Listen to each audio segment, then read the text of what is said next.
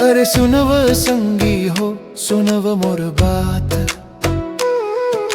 धरती महतारी आज देते पुकार। जेकर कोराम खेलेन हम ओही आज झन झन तड़पत यार। धरती तपथे तपत है रे भैया, कोने खर जिम्मेदार। जंगल काट काट के मन के बिगाड़ दिस संसार। धरती तपथे तपत है रे भैया, कोने खर जिम्मेदार। अपने हाथे महतारी ला दुख दे थन बार बार। पहली नदियाँ कल कल गावत रहिस, जंगल हरियर छाव देत रहिस। चिड़ी चुरगुन गीत सुनावत रहिन,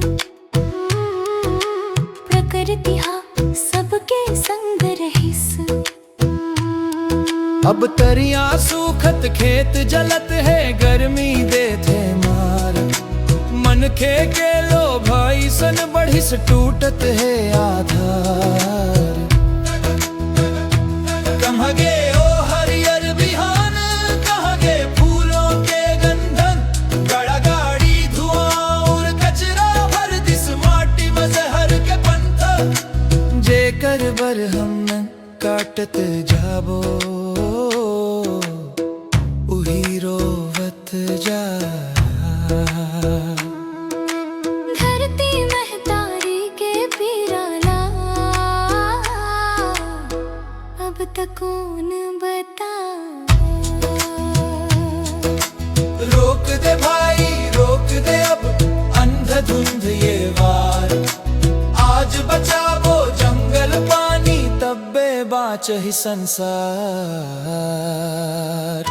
धरती तपत है रे भैया, कोने खर जिम्मेदार। जंगल काट काट के मन के बिगाड़ दिस संसार। धरती तपत है रे भैया, कोने खर जिम्मेदार। अपने हाथे महतारी ला दुख दे थन बारंबार।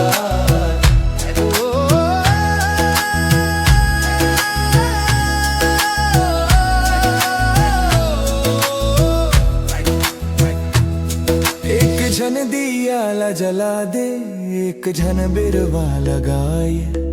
नदियाँ पहाड़ खेत खारला फिर बचाए।